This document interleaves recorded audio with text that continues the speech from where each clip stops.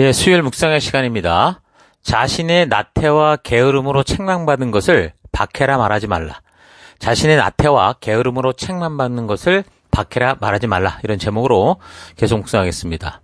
저저 우리는 바울 일행이 점치는 귀신 들린 그 여종에게서 귀신을 쫓아내는 일로 인해서 그 어려움 속에 있는 사람들을 도와주는 것인데도 사람들은 이제 자신들의 이익에 손해가 생기는 것 때문에 오히려 바울과 그 일행을 고발을 해서 관원들이 이들을 심하게 때리고 이제 옥에 가두는 그 사건을 통해서 성도의 삶이란 어떠해야 될까? 나를 억압하고 두렵게 하는 것은 과연 무엇일까라는 걸 생각해 봤습니다. 그래서 무엇보다 성도의 삶이란 빛으로 이 부름받은 존재로서 하나님 말씀의 가치가 전혀 수용되지 않고 자신들의 만족과 유익을 위해 살아가는 그 어둠 속에서 하나님의 말씀이 인정되고 그 가치를 따라 살아가는 그 빛된 모습으로 존재하는 것이다 라는 사실도 우리가 생각해 봤죠. 우리의 순종의 삶에 대한 대가를 그래서 바라는 그런 성도가 아니라 우리가 구원받은 하나님 나라 백성으로 하나님 나라의 법도와 규례와 명령이 주는 가치를 따라 살아가는 것이 성도된 존재다라는 거 잊지 말고 각자가 살아가는 삶의 현장에서 어떤 상황과 환경을 만나게 된다고 해도 우리가 그런 현장 속에서 일희일비하지 않고 참된 빛된 성도, 그러니까 말씀의 가치를 따라 담대히 걸어가는 우리가 될 수 있기를 바랍니다. 자, 그래서 정리를 하면 사도 바울 일행이 어려운 사람을 도와주고도 폭행을 당하고 감옥에 갇혔지만 하나님을 원망하지 않고 성도로서 존재하는 그 말씀의 가치를 따라 그들이 살아갈 때 비록 옥에 갇혀 있었지만 착고에 수갑에 채워 있었지만 오히려 찬양하고 기도하는 그런 삶을 살 수 있었는데 그러니까 성도들이 이렇게 빛된 삶을 살아갈 때 하나님이 일하시죠. 그러니까 성령 하나님께서 믿음에 흔들리지 않고 저들이 계속해서 복음의 증인된 삶을 살아갈 수 있도록 하시기 위해서 놀라운 일을 이루십니다. 16장 25절 한밤중에 바울과 실라가 기도하면서 하나님께 찬미의 노래를 부르니 죄수들이 듣고 있었다. 그때 갑자기 큰 지진이 일어나서 감옥의 터전이 흔들렸다. 그리고 곧 문들이 모두 열리고 모든 죄수의 수갑이며 착고가 풀렸다. 그러니까 바울과 실라가 옥문이 열리고 착고가 뭐 풀릴지어다 뭐 이렇게 막 기도한 게 아닙니다. 뭐 옥문아 열려라 착고야 풀려라 이렇게 기도한 게 아니라는 거죠. 그게 아니라 이런 어려움 속에서도 하나님이 주신 이 말씀의 가치대로 사는 그 길에서 그냥 담대하기를 소망하면서 어쩌면 그 다니엘이 그랬잖아요. 포로로 잡혀갔었을 때 그가 죽을지도 모르지만 그러나 하나님의 말씀대로 살아가는 것에 있어서 이 거룩함을 더럽히지 않겠다. 그런 굳은 결단을 했기 때문에 그 상황 속에서도 하나님을 찬양하고 또 감사하는 그런 마음을 가질 수 있었던 건데 그러니까 이제 하나님께서 직접 그런 믿음의 결단을 하고 나아가는 백성들의 결박을 풀어주시고 주어진 사명의 삶을 더 감당할 수 있도록 직접 도우시는 그런 일들을 행하시는 거죠. 자, 그렇게 보면 성도들에게 다가오는 위기는 믿음을 통해 하나님이 직접 역사하심으로 오히려 참 좋은 이 위기를 역전의 기회, 그동안 갈 수 없었던 더 높은 곳으로 올라가게 하는 그런 때라는 것을 알 수 있습니다. 바울과 실라는 그래서 이런 위기를 통해서 오히려 그 옥을 지키던 그 간수, 뭐 창을 들고 칼을 들고 눈을 부리고 이렇게 부리면서 이렇게 막 지키던 간수, 그 사람과 또 그의 온 식구들에게 복음을 전할 수 있었고 그 믿음의 백성이 되게 하는. 그래서 결국은 이 서양이 초대 교회죠. 서양의 그 첫 교회의 한 식구가 되게 하는 그런 일들을 하죠. 16장 27절 간수가 잠에서 깨어서 옥문이 열린 것들을 보고는 죄수들이 달아난 줄로 알고 칼을 빼서 자결하려고 하였다. 그때 바울이 큰 소리로 그대는 스스로 몸을 해치지 마시오. 우리가 모두 그대로 있어 하고 외쳤다. 간수는 등불을 달라고 해서 들고 뛰어들어가 무서워서 떨면서 바울과 실라 앞에 엎드렸다. 그리고 그들을 바깥으로 데리고 나가서 두 분 선생님, 내가 어떻게 해야 구원을 얻겠습니까? 하고 말하였다. 그들이 말하였다. 주 예수를 믿으십시오. 그러면 그대와 그대의 집안이 구원을 얻을 것입니다. 그리고 하나님의 말씀을 간수와 그의 집에 있는 모든 사람에게 들려주었다. 그러니까 옥을 지키는 간수가 이렇게 교회가 되고 구원되는 기회가 되는 것이 지금 옥문이 터졌잖아요. 그 수갑이 다 풀렸습니다. 근데 이제 바울과 실라가 이것을 탈출할 기회라고 생각하지 않았죠. 하나님이 하신 일인데도 불구하고 그들은 도망치는 어떤 빠른 지름길을 찾은 게 아니라 그 다 열린 옥에 그냥 있음으로 해서 죄수가 이제 도망간 줄 알고 자살하려고 했던 그 간수를 구하고 더 나아가서 그의 가족까지 다 구하는 교회가 되게 하는 그런 일이 벌어진 겁니다. 그러니까 성도들이 세상이 당연하게 여기며 살아가는 그런 빠른 길을 찾아가는 방법이 아니라 성경의 가치를 따라 바르게 순종하는 삶을 살아갈 때, 그러니까 빠른 길이 아니라 바른 길을 따라 살아갈 때 하나님을 전혀 모르고 복음에 적대적이며 말씀에 씨도 들어가지 않을 것 같은 그런 세상의 사람들에게 참된 복음이 들어가는 귀한 통로가 열리는 것을 우리가 알 수 있는 겁니다. 그러니까 부르심을 따라 순종하며 살아가는 길에서 생기는 그 우리가 이제 위기라는 거, 이제 절망스러운 순간 같은 그 위기라는 거는 망하고 무너지고 실패하는 그런 위험이 아니라 오히려 그 복음의 불모지 빌립보에 진정한 교회로서 하나님의 사람들을 더 함께하게 하는 그런 기회가 되게 한 겁니다. 그래서 그 위기 속에서도 쉬운 길을 찾지 않고 말씀의 가치를 따라 바른 길을 따라 살아갈 때 바울 일행을 억압하고 감시해야 되는 간수가 오히려 바울의 상처를 씻어주고 섬겨주는 일들이 생긴 거죠. 16장 33절. 그 밤 그 시각에 간수는 그들을 데려다가 상처를 씻어주었다. 그리고 그와 온 가족이 그 자리에서 침례를 받았다. 간수는 그들을 자기 집으로 데려다가 음식을 대접하였다. 그는 하나님을 믿게 된 것을 온 가족과 함께 기뻐하였다. 여러분의 삶 속에서도 세상 사람들처럼 빠르고 쉬운 지름길이 아니라 하나님 말씀의 가치가 인도하는 그 바른 길을 따라 담대한 믿음으로 걸어갈 수 있는 그런 믿음의 사람들이 되기를 바랍니다.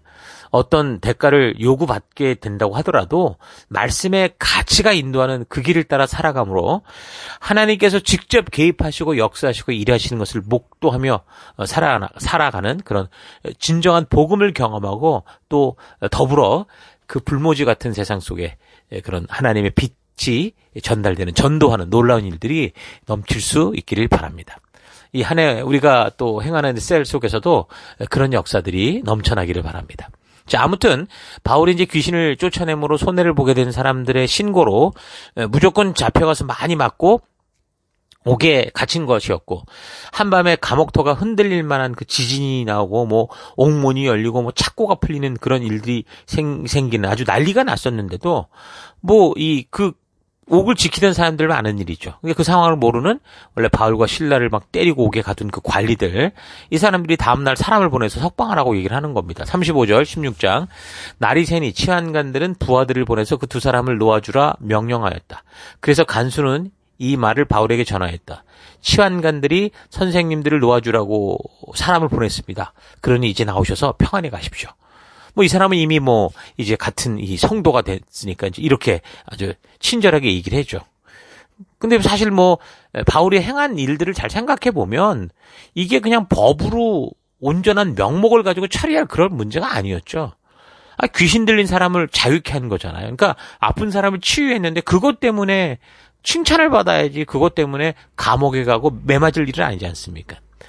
그래서 이런 일은 법으로 처리할 수 없는 그런 문제였었기 때문에 이제 뭐 관리들이 봐서도 이건 아니다 싶었겠죠. 그래서 그냥 내보내라고 하는 겁니다. 그러니 이제 바울이 항변을 하죠. 지금 자신이 내가 로마의 시민인데 너희가 지금 아무런 재판도 없이 사람을 마구 잡아다 때리고 감옥에 가두었다가 이제는 아무렇지도 않게 그냥 가라고 하냐 그러면서 그렇게 행동한 사람들의 사과를 받고 직접 나를 석방해라 그렇게 이제 얘기를 하죠. 16장 37절 바울이 그들에게 말하였다. 치환관들이 로마 시민인 우리를 유죄 판결도 내리지 않은 채 사람들 앞에서 때리고 감옥에 가두었다가 이제 와서 슬그머니 우리를 내놓겠다는 겁니까? 안 됩니다. 그들이 직접 와서 우리를 석방해야 됩니다. 그러니까 바울은 나면서부터 로마 시민권을 가지고 있는 사람이었거든요.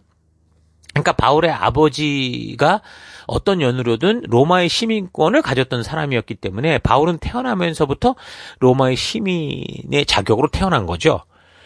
그렇다면 어떻게 다소에 사는 이 유대인 가족이, 이 사울의 가족이 이런 그 로마의 시민이 되는 그런 이 영예를, 특별한 영예를 누리는 그런 사람들이 될 수 그런 가족이 될 수 있었을까?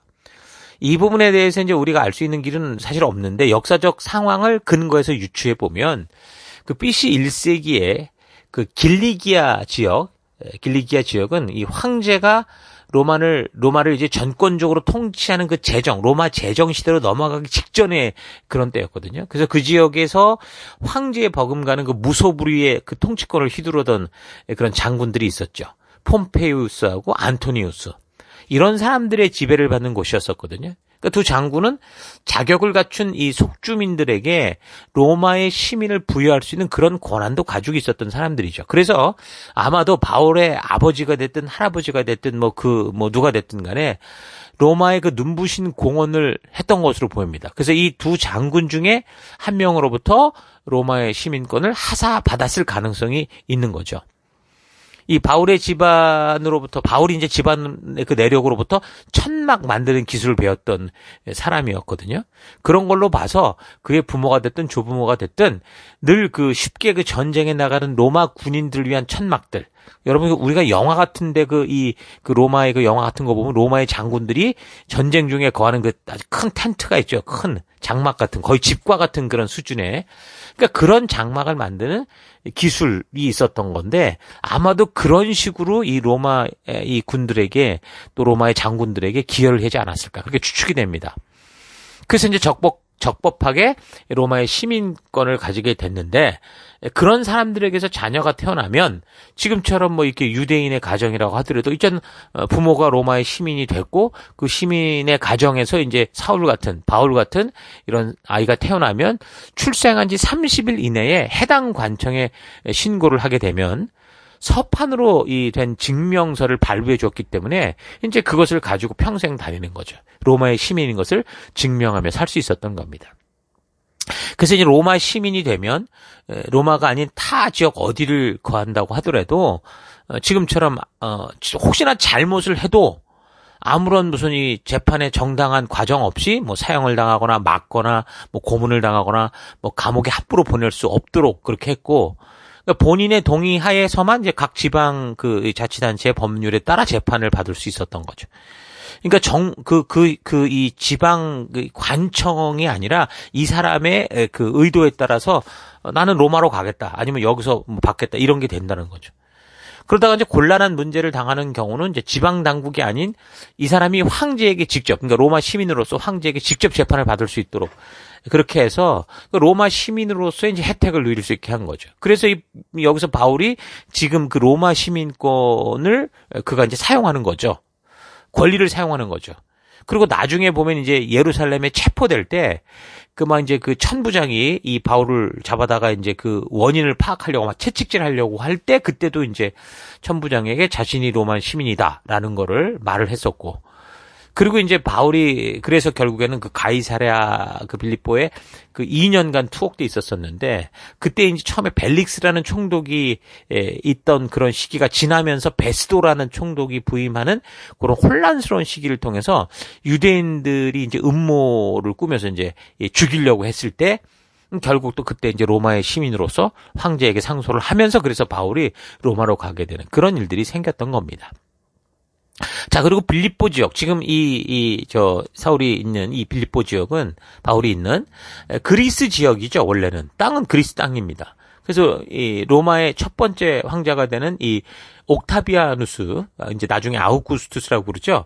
이 사람이 그 양아버지였던 줄리어스 시저를 암살했던, 그 암살을 주도했던 그 사람들. 그러니까 그리스 지역으로 와 있었거든요. 그 브루투스 같은 사람은 그리스 지역의 총독으로, 또 카시우스 같은 사람은 시리아 안디옥 지역의 총독으로 이제 와 있었었는데, 이제 이 사람들과 결국 싸우게 되고 그 싸웠던 지역이 바로 이 빌립보였습니다. 필리피 전투가 BC 42년에 그래서 있었는데 거기서 이제 옥타비아누스가 이제 이기게 되는 거죠. 그래서 그 당시 이제 아우구스투스가 이제 이곳을 로마의 직할 식민 도시로 명하고 퇴역 군인들에게 이제 빌립보 지역의 땅을 주고 정착을 시킨 겁니다. 그래서 로마가 아닌 땅은 그리스 지역의 땅, 마케도니아 지역의 땅 빌립보였지만 거기는 마치 이제 로마와 같이 로마 시민으로서 이제 로마의 법에 따라 이제 직접적인 보호를 받을 수 있었던 겁니다.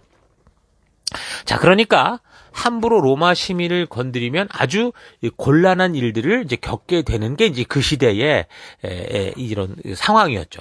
그런데 지금 이 빌립보 지역 치환관들이 정상적으로 재판도 열지 않은 채 지금 로마 시민이었던 바울에게 심한 태장을 가하고 그다음에 투옥을 시켜버린 거니까. 그리고 이제 바울이 자기가 로마 시민이다라는 사실을 이제 밝히게 되니까 완전히 두려울 수밖에 없었던 겁니다. 그래서 16장 38절 관리들이 이 말을 치안관들에게 전하니 그들은 바울과 실라가 로마 시민이라는 말을 듣고서 두려워하였다. 그래서 치안관들은 가서 그들을 위로하고 데리고 나와서 그 성에서 떠나달라고 청하였다. 그러니까 이들이 만약에 법에 따라서 바른 절차로 행했다면 사실 두려워할 필요도 없고 이런 일이 나지도 않았을 건데, 근데 이 치안관들이 아마도 그 지역에서 뭐 장사꾼들로부터 뭐 분명 뇌물을 받아먹고 살면서 그런 사람들의 뒤를 봐주는 어떤 그런 불의를 저질렀던 것으로 보이죠. 근데 이제 그렇게 연결이 돼 있었는데 그런 장사꾼들이 신고를 하니까 그냥 사건의 상황을 제대로 파악도 안 하고 무조건 권력의 힘으로 가가지고 때리고 그냥 옥에 가두고 죽이겠다고 이제 아주 심한 위협을 한 거죠. 그래서 이제 저들은 그런 자신들의 잘못을 알고 이제 바울의 요구대로 바울이 갇힌 감옥으로 직접 찾아와서 사과를 하고 이제 그 성을 떠나가 달라고 부탁을 하죠. 그래서 16장 40절 두 사람은 감옥에서 나와서 루디아의 집으로 갔다. 그리고 거기에서 신도들을 만나 그들을 격려하고 떠났다. 그러니까 바울이 동역자 되었던 루디아 집으로 가서 이제 함께 교회된 최초의 교회죠. 셀과 같은 모습이라고 그랬는데 그 성도들을 격려하고 이제 떠납니다.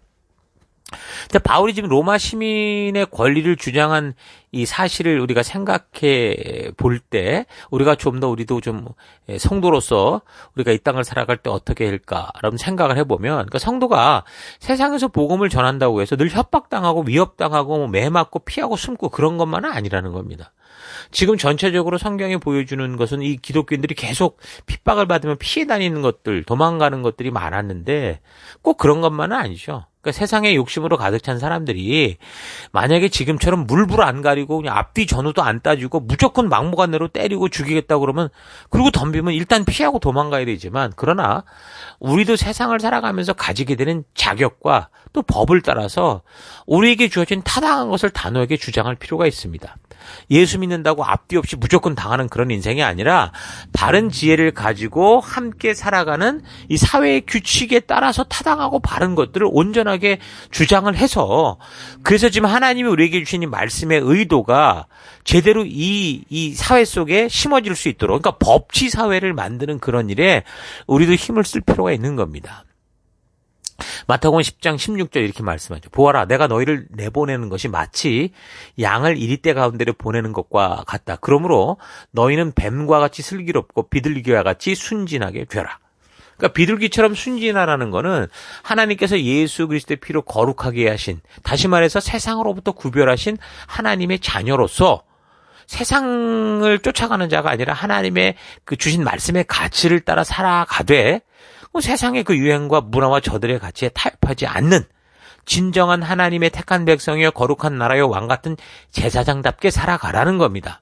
그래서 이런 말씀대로 살아가는 타협 없는 그런 거룩한 모습, 순결함 없이 우리는 하나님이 부르신 빛된 자녀답게 살지 못하겠죠. 그러니까 우리에게 비둘기처럼 순결하라 그렇게 말하고, 또한 뱀처럼 슬기롭게 살라라고도 말하는데, 이거는 우리가 이 세상에서 성도로서 살아가면서 세상의 삶을 살아감에 있어서 신중하고 분별력을 가지고 행동하라는 겁니다. 지금 이 사울이 자기가 가진 정당한 이 권리를 주장하는 것처럼 우리도 지혜를 가지고 타당성을 가지고 살아가라는 거죠. 그러니까 하나님께서 우리에게 말씀하신 그런 의도를 모르고 그저 성경에 나온 문자 그대로 믿는다고 하는 그런 어리석음이 아니라, 어떤 거는 당연히 문자적으로 이렇게 쭉 읽어볼 때 충분히 이해가 되고 그대로 순종이 되는 것도 있지만, 근데 대체로 보면 너무도 과한 믿음이 돼서 하나님이 원하시는 바가 아닌데도 막 자기 열정으로 이걸 믿음이다라는 그런 명목하에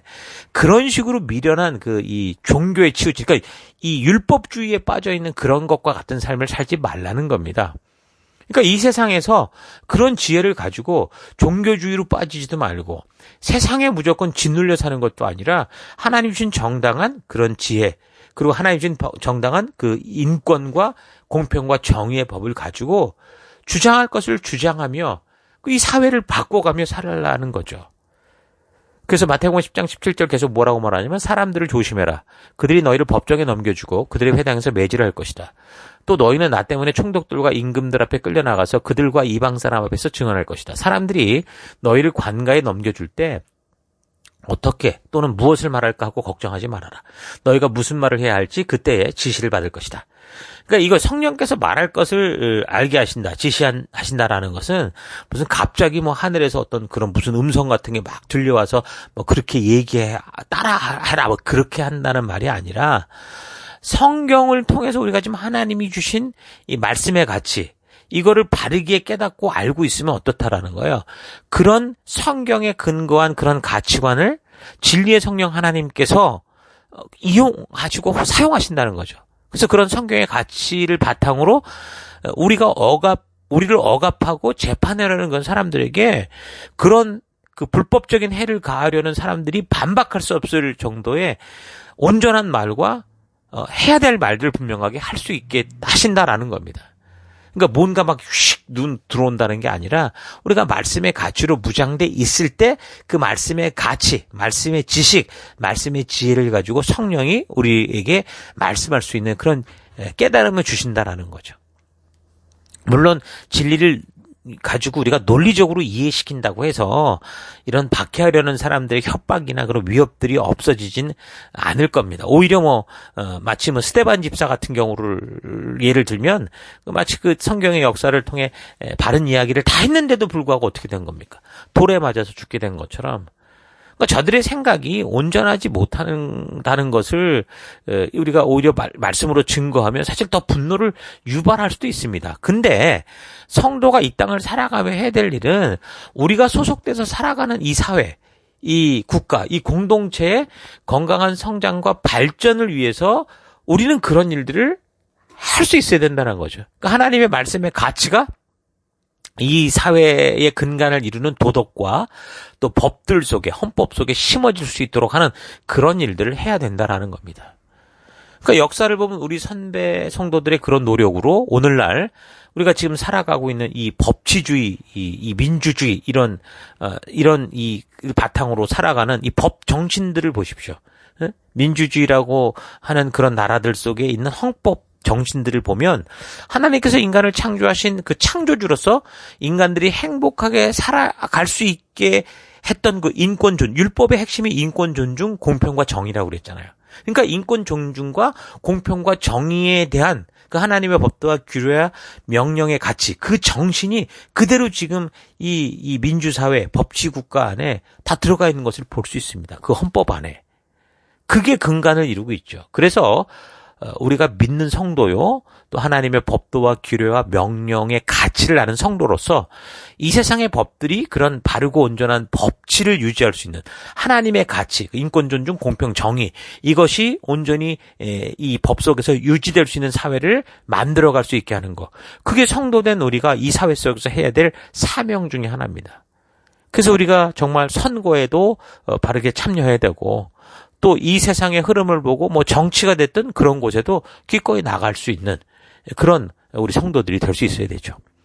자칫 그래서 우리가 이런 책임에 대해서 게으르고 나태해지고 그렇게 이제 기도만 하면 되겠지 이런 식으로 가면 엉뚱하게 하나님이 죄라고 이렇게 명했던 동성애를 주장하는 이런 사람들이, 이런 죄악들이 오히려 이런 법을 이용해서 인권 존중의 법, 이거를 오용을 해서 자기들의 범죄와 자기들의 폐악을 공공연하게 인정받으려 하고, 심지어 잘못된 거라고 말하는 것조차 하지 못하게 하는 이상한 법을 만들어서 악용하는 그런 일들이 비일비재로 생길 수 있습니다. 자, 그래서 우리는 성도로서 하나님이 주신 삶의 가치를 따라 이런 세상의 거짓들과 지혜롭게 싸워야 됩니다. 그렇지 않으면 결국 마치 그 바벨탑 사건 때 그 니므롯이 그 한 언어로 하나 된 그 민족들 아닙니까? 다 속여가지고 자기가 신이 되려고 했던, 결국 그런 거짓 세력들이 결국 이 온 세계를 지배하고 스스로 하나님인 것처럼 높아지려고 하다가 결국 홍수 심판에 버금가는 심판을 받은 거죠. 그래서 이 언어가 다 나뉘어지고 이 세상에 뿔뿔이 흩어지는 그런 현상들이 오늘날에도 충분히 벌어질 수 있다라는 겁니다. 그러면 하나님의 뜻을 따라 살아가는 사람들이 세상의 욕심과 그 거짓된 부패의 마음으로 가득 찬 그 사람들에 의해서 짓밟히고 가혹하게 핍박당하고 정말 끔찍하게 죽어가는 그런 일이 생길 수 있는 거죠. 오늘날 북한이나 뭐 이슬람 이런 뭐 아프리카 같은 데 보십시오. 그런 일들이 얼마나 많이 벌어집니까? 마치 지금 북한과 같은 그런 상황이 돼서 예수 믿는 것으로 인해 사람 취급도 받지 못하고 결국 자신들이 신이라고 우기는 그런 이 독재적인 사람들에 의해서 무참히 짓밟히고 박해를 당하는 그런 일이 있을 수 있다라는 겁니다. 그래서 우리는 이 민주사회 속에서 온전한 시민으로서의 그 권리를 주장해야 되고 또 바르게 온전한 이 가치를 가지고 정말 이 나라의 법, 이 헌법, 이 법치 속에 하나님의 뜻이 심어져 갈 수 있게 하는 일들을 힘써서 감당해 가야 되는 겁니다. 오늘 바울이 로마 시민으로서 이제 자기가 그 권리를 주장하는 이걸 우리가 보면서 지금 생각을 해봤는데, 우리가 지혜롭지 못하고 세상보다 게으르고 나태해서 당하게 되는 이런 어려움들을 마치 성도가 뭐 세상에서 시험당하고 박해받는 것처럼 착각하지 말고 부지런히 시간과 세월을 아껴서 우리 하나님이 주신 이 삶의 가치가 우리가 살아가는 이 사회, 우리가 살아가는 이 국가 속에 온전히 이루어질 수 있도록 애쓰는 그런 삶을 살아가는 여러분과 제가 됐으면 좋겠습니다.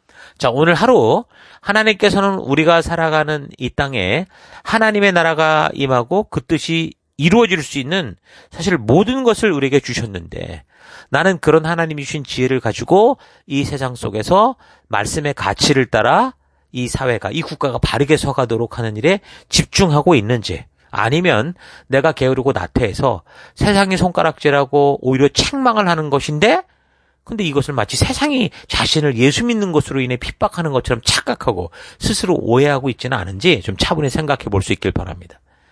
의외로 하나님의 말씀의 가치를 따라 살다가 핍박을 받는 경우보다 교인이라는 이름으로 살아가면서 세상보다 게으르고 나태하고 항상 특권의식만 가지고 특혜를 받으려고 하는 그런 생각을 가지고 살아가기 때문에 세상에 그 당연한 손가락질을 받는 경우가 많습니다. 여러분 착각하지 마십시오. 의를 위하여 박해를 받는 사람은 하늘나라가 그의 것이다. 예수님께서 분명히 산상수훈을 통해 말씀하셨는데, 사실 성도가 정직하게 하나님 나라의 가치, 그 말씀을 따라 이 세상에서 살아가려고 하면 어떻습니까? 당연히 세상의 핍박과 박해 저항을 받게 되죠. 그 말은 뭐예요? 이미 성도는 하나님 나라 백성이라는 겁니다. 그러니까 성도가 살아가는 가치관이 이제 더 이상 세상의 가치관이 아니기 때문에 부딪힐 수밖에 없죠. 그런데 이런 보편적인 현상으로 인해서 간혹 성도들이 사실은 뭐 자기가 게으르고 나태해서 세상의 질타를 받고 있는데도 불구하고 자칫 뭐 성도기 때문에 뭐 세상에 박해한다고 착각을 하는 경우가 있죠. 여러분 착각하지 마십시다. 그리고 바르고 온전하게 하나님의 말씀의 가치를 따라 그렇게 살아가다가 핍박과 박해를 받는 그런 핍박과 박해는 정말 필요한 거죠.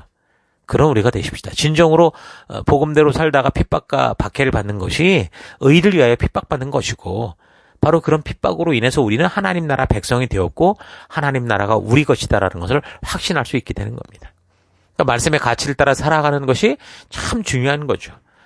내가 오랫동안 교회당을 다니고 있다고 해도 하나님의 말씀도 잘 모르고 하나님의 말씀의 가치가 삶의 유일한 길이 되지도 않고 그 말씀이 진리가 되지 않는다면 그런 사람들은 하나님 나라와 무관한 사람들일 수도 있는 겁니다.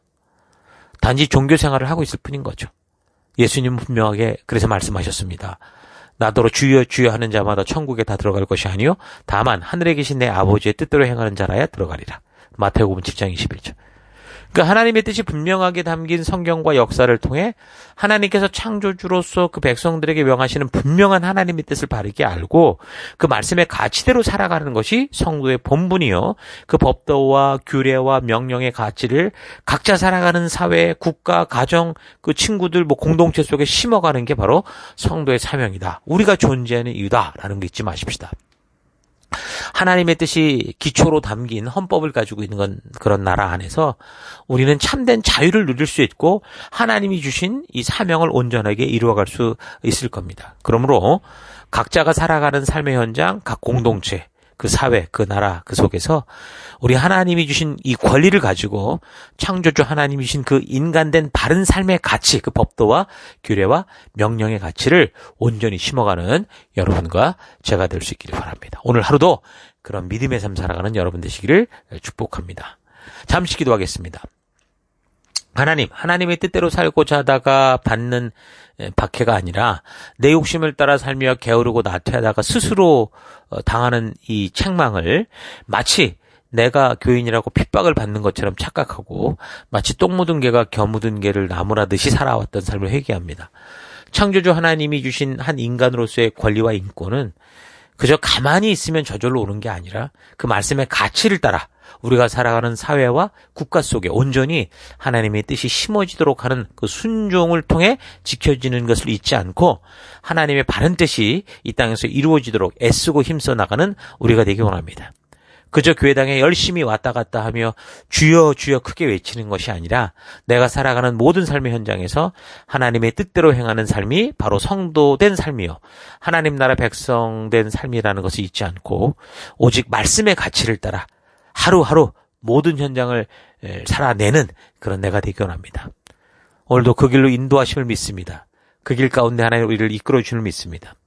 오늘도 이 하루를 살아가면서 내가 게을렀고 내가 나태한 것 때문에 욕먹고 핍박당할 때 그것이 뭐 우리가 교인이어서 당하는 성도로서 당하는 그런 박해다라고 착각하지 않고 진정으로 하나님의 말씀대로 그 가치대로 살아갈 수 있는 오늘 하루 되길 원합니다.